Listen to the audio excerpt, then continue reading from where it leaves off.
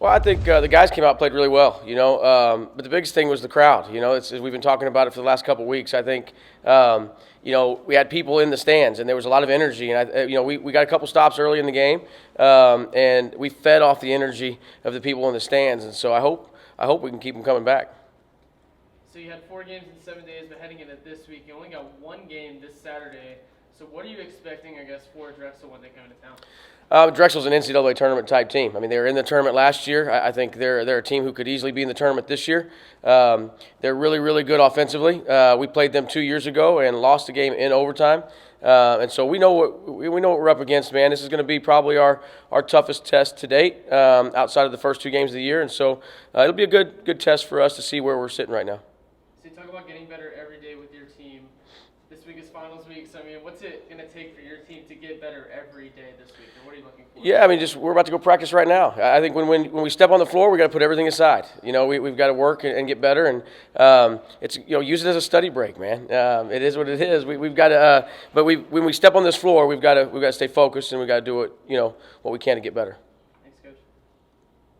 I heard you mention after the Dallas game on Wednesday that you would ask the players if they wanted to schedule a game to make up for the Bahamas, and they said yes. What does that tell you about your group of players? They love to play, and these guys, they knew. I explained to them. I think I was a little worried it might affect us on Saturday, if we played that game on Wednesday, and but they said to me, man, hey, I'd rather play than practice. But they love to play. I think because it's a veteran group, they weren't afraid.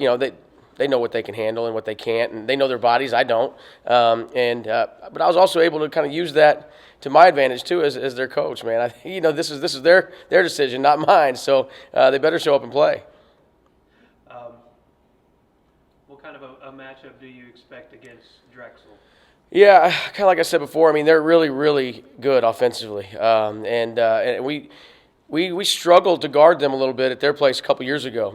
It was kind of when these guys were all rookies for us, and so it's going to be a big game. I think to me it's a big test. Kind of where does our team sit? Because I think Drexel's a team that, like I said, was in the tournament last year and has a really good chance to get back there this year. And so I think for us to see where we stand, one way or the other with these, with this level of competition will be good for us.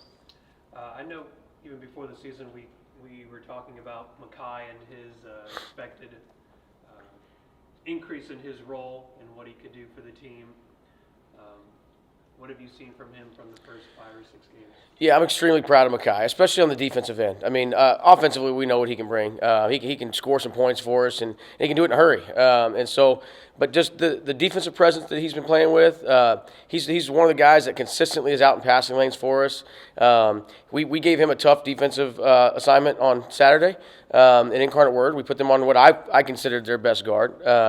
And he did an excellent job and stayed in front. The guy never touched the paint, which is what we wanted to do. And I don't think 2 years ago Makai would have been able to do that. And so just to see his growth and his maturity, man, is really exciting. How does a guy from Philly get to Abilene? by way of almost Mexico, Cochise College down in Douglas, Arizona. And so, Coach Crass is really connected to a guy that's close to him, and Coach Crass worked that really hard. And then I had a relationship with the coach at Cochise that I'd recruited through there before, and so it was just kind of a perfect storm. And we needed a guard, and 3 years ago I guess it was, and he came in and he's done a great job, man, just adjusting to our program and waiting his turn. And that's why I'm excited to see him have the success he's had so far. While we've talked about your big guys last week, this week I kind of want to focus on your 3 little guys.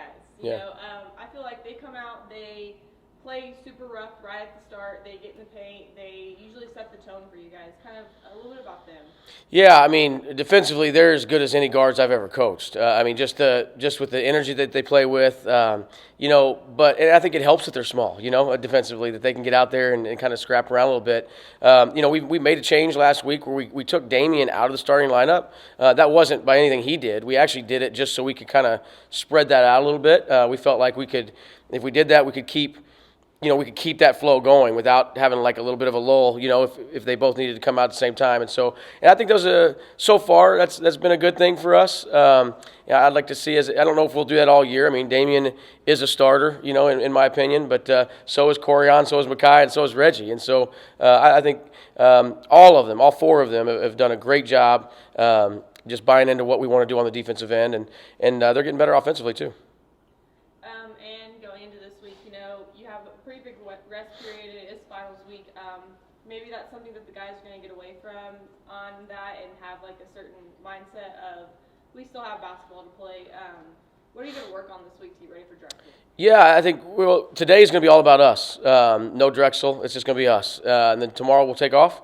And then we'll start to lock into Drexel on Wednesday. And like I said, we know what we're going to get with them, I think. And so we'll start preparing, and we're going to have to make some defensive adjustments to be able to guard them. And so we'll spend 3 days really working on that. But the guys will be locked in. Again, this is a special group, a veteran group of especially at the guards, at the guard spot. They'll be ready to go no matter what. And I think to know that this is it. This is the final week. We talk all the time about when finals week is over, it's the best time of the year, man. It's nothing but basketball for a month, and so they kind of see that light at the end of the tunnel. I think they'll finish this week out strong. And then last thing for me, we kind of talked about how you really needed a crowd going into last week. You had your record-setting T crowd on Saturday. How much does that mean to you guys, and knowing that you're bringing in a great crowd to this place? It's huge, man, and these players deserve it, man. I think and it's not just our players; it's Julie's players. It's everybody. We can feed off the energy of the crowd, and that's why I've been talking about it so much. I think these guys put a lot of work in. They represent this university in a first-class way, and they deserve a crowd. But also these kids, why not? Why not come? I mean, it's cheap entertainment, man. It's right here. These are your classmates. You go to class with these guys. Like, come watch them play. Come support them. I was really proud of the crowd. I think our marketing department did an unbelievable job really pushing this game and getting it out there for Christmas Slam. But at the same time, we need them to keep coming back. And I know students are getting ready to go home after finals, but we've got 3 really good home games. We need the community of Abilene to come out and support us now. And then when those students come back, we need to keep filling this place because it's hard to play here, man, for our opponents if we put people in those stands.